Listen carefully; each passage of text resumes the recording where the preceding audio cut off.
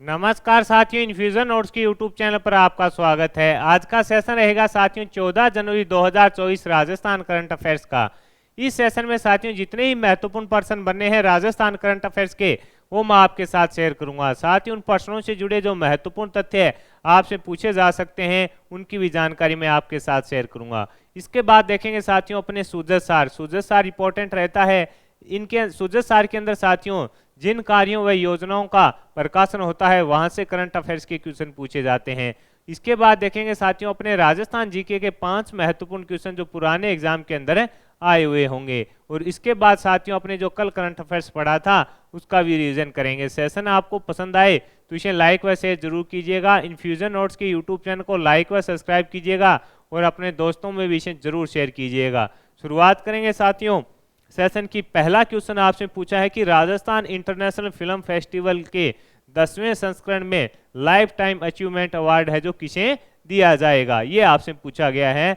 Rajasthan international film festival के 10वें संस्करण में लाइफ टाइम अचीवमेंट अवार्ड किसे दिया जाएगा, तो आंसर हो जाएगा टीनू आनंद को। ये इंपॉर्टेंट रहने वाला क्वेश्चन है, किसे दिया जाएगा, टीनू आनंद को दिया जाएगा। मोस्ट इंपोर्टेंट लगा लेना साथियों, आगामी प्रतियोगिता परीक्षा में आपसे यह क्वेश्चन पूछा जाएगा। आपसे पूछा है कि राजस्थान इंटरनेशनल फिल्म फेस्टिवल के 10वें संस्करण के अंदर कौन सा लाइफ टाइम अचीवमेंट अवार्ड किसे दिया जाएगा, तो आंसर हो जाएगा टीनू आनंद को दिया जाएगा। रीव का आयोजन साथियों आपको ही पता है कि 27 से 31 जनवरी तक किया जाएगा। 27 से 31 जनवरी तक है जो साथियों रीफ का आयोजन किया जाएगा। जयपुर के अंदर इसका आयोजन किया जाएगा और उसके अंदर साथियों जो टीनू आनंद हैं इनको साथियों लाइफ टाइम अचीवमेंट अवार्ड प्रदान किया जाएगा। ये कौन है साथियों, ये एक्टर और डायरेक्टर हैं, इनको यह पुरस्कार है जो प्रदान किया जाएगा। और इस बार की जो थीम है वो याद रखिएगा, यूथ एवं फिल्म हेरिटेज इसकी थीम है जो रहने वाली है। इंपॉर्टेंट क्वेश्चन है साथियों, पूछा जा सकता है आपसे, मोस्ट इंपॉर्टेंट क्वेश्चन रहेगा।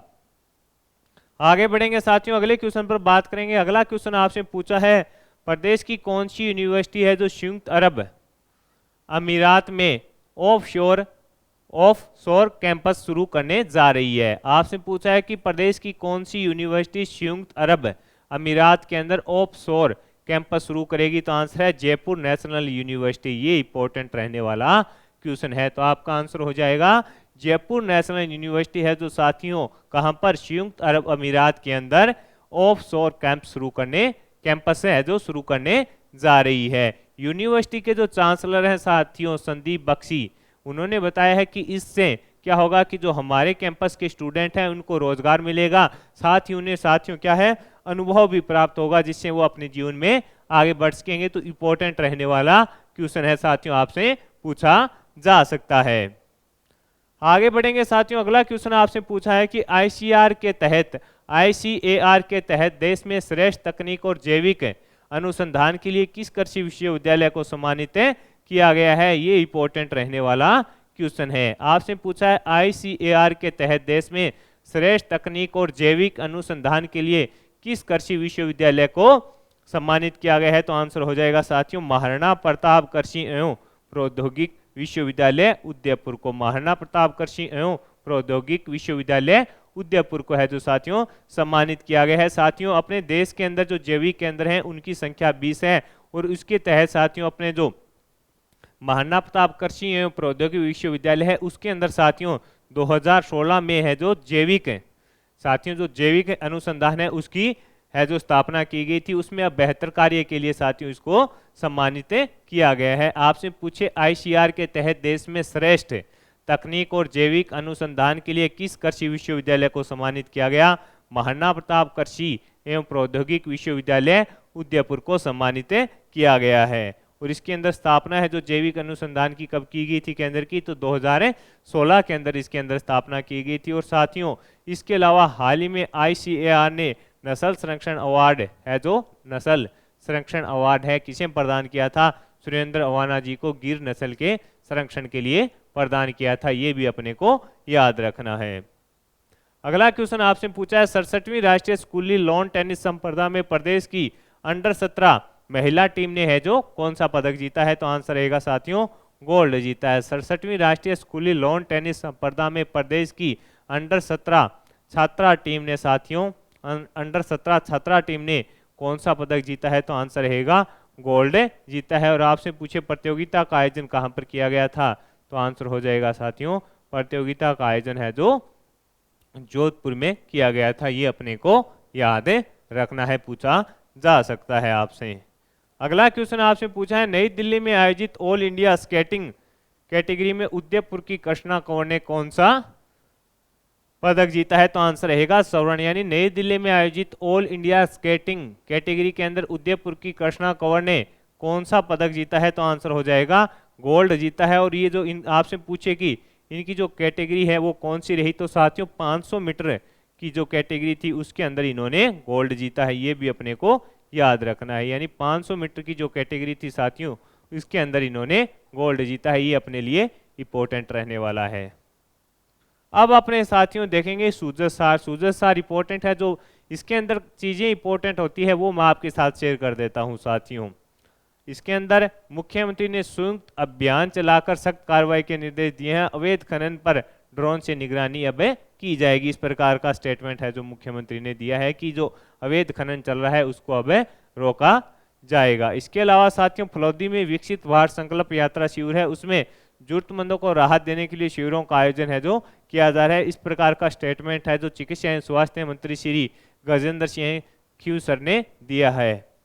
यानी जो साथियों विकसित भारत संकल्प यात्रा है उसके जो महत्वपूर्ण फायदे होने वाले हैं उस पर इन्होंने जानकारी साझा की है। इसके अलावा साथियों कैरियर डे और राष्ट्रीय युवा दिवस पर कार्यक्रम हुए थे, उस पर विद्यार्थी खुद को ताकतवर बनाकर राष्ट्र निर्माण में अग्रणी योगदान दें। यह जो शिक्षा मंत्री हैं उनका स्टेटमेंट है। शिक्षा मंत्री मदन दिलावर ने विद्यार्थियों और युवाओं को आह्वान किया कि वे स्वामी विवेकानंद के आदर्शों से प्रेरणा लेकर जीवन में आगे बढ़े। इस प्रकार का स्टेटमेंट है जो अपने शिक्षा मंत्री जी मदन दिलावर जी का है। इसके अलावा राजस्थान स्टेट ओपन स्कूल में नवाचार, अभ्यर्थी घर बैठे मोबाइल के माध्यम से आवेदन है जो कर सकेंगे। राजस्थान स्टेट ओपन स्कूल द्वारा कक्षा 10वीं व 12वीं परीक्षा देने वाले अभ्यर्थियों के लिए आवेदन करने की प्रक्रिया को सरल बनाया गया है। अभी अभ्यर्थियों को नज़दीकी के अंदर जाकर आवेदन और फीस जमा कराने की जरूरत पड़ती थी। उन्हें पर्सनल कॉन्टैक्ट प्रोग्राम के लिए नियमित 15 दिन आना होता है। इसके लिए साथियों जो आवेदन की प्रक्रिया है उसको जो मोबाइल से है वो अब अपने भर सकेंगे। इस प्रकार की इसमें बताया गया, यानी आवेदन कर सकेंगे। ऊंट महोत्सव का हेरिटेज वॉक के साथ है जो आगाज हो चुका है। इसमें बीकानेर में 3 दिवसीय अंतर्राष्ट्रीय ऊंट महोत्सव शुरू हुआ है, उसका शुभारंभ हेरिटेज वॉक के साथ हुआ है। इस वॉक में सजे धजे ऊंट और पारंपरिक रंग बिरंगी वेशभूषाओं से सजी महिलाओं और लोक कलाकारों ने है जो प्रस्तुति दी। इस प्रकार का इसमें बताया गया है। तो साथियों ये था सूजत सार।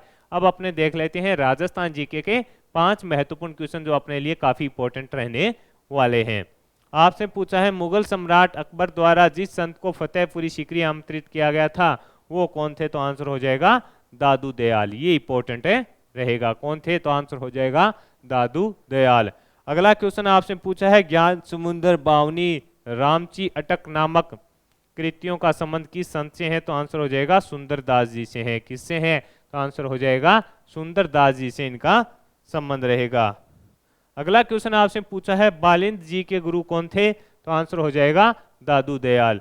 बालिंद जी के गुरु कौन थे? तो आंसर हो जाएगा दादू दयाल जी। संत माओ जी का जन्म स्थल कौन सा था? तो आंसर हो जाएगा डूंगरपुर। संत माओ जी का जन्म स्थल कौन सा था? तो आंसर हो जाएगा साथियों डूंगरपुर।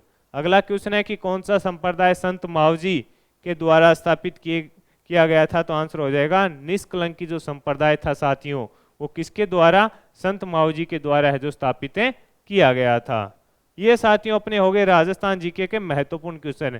अब अपने देखेंगे साथियों जो अपने कल करंट अफेयर्स पढ़ा था उसका रिवीजन करते हैं। पहला क्वेश्चन उसमें अपने देखा था कि हाल ही में किस देश के प्रधानमंत्री राजस्थान की यात्रा पर आए हुए हैं? तो आंसर रहेगा चेक गणराज्य। राजस्थान न्यायिक सेवा अधिकारी संघ की ओर से मुद्रित करवाई गई वर्ष 2024 की डायरी का विमोचन किसने? MM श्रीवास्तव के द्वारा किया गया था। अमृत भारत स्टेशन योजना में प्रदेश के किस रेलवे स्टेशन को शामिल किया जा सकता है? तो वो किया जा चुका है सांगानेर रेलवे स्टेशन और अनूपगढ़ रेलवे स्टेशन को। 1 लाख से कम आबादी वाले शहरों की श्रेणी में प्रदेश के किस नगर परिषद को स्वच्छ सर्वेक्षण के तहत है जो सम्मानित किया गया? तो डूंगरपुर नगर परिषद को। विश्व हिंदी दिवस के अवसर पर केंद्रीय संगीत नाटक अकादमी के अध्यक्ष डॉक्टर संध्या पुरीजा ने किस पुस्तक का लोकार्पण किया? तो आंसर हो जाएगा कलाओं की अंतर्दृष्टि। 67वीं नेशनल बास्केटबॉल प्रतियोगिता का आयोजन कहाँ किया जा रहा है? बाड़मेर में। हाल ही में राष्ट्रपति द्रौपदी मुर्मू ने प्रदेश की किस अधिकारी को खेल प्रतिभाओं को आगे बढ़ाने के लिए राष्ट्रीय अवार्ड से सम्मानित किया? तो बलवंत सिंह कलेवा को सम्मानित किया। तो साथियों, इस सेशन में मैंने आपके साथ राजस्थान करंट अफेयर्स सूजस, इसके अलावा राजस्थान जीके के 5 महत्वपूर्ण क्वेश्चन शेयर किए हैं। सेशन आपको पसंद आया है तो इसे लाइक व शेयर जरूर कीजिएगा। इन्फ्यूजन नोट्स की यूट्यूब चैनल को लाइक व सब्सक्राइब कीजिएगा। वीडियो के डिस्क्रिप्शन में साथियों पीडीएफ का लिंक होगा, वहां से आप आसानी से पीडीएफ डाउनलोड कर पाएंगे। धन्यवाद साथियों।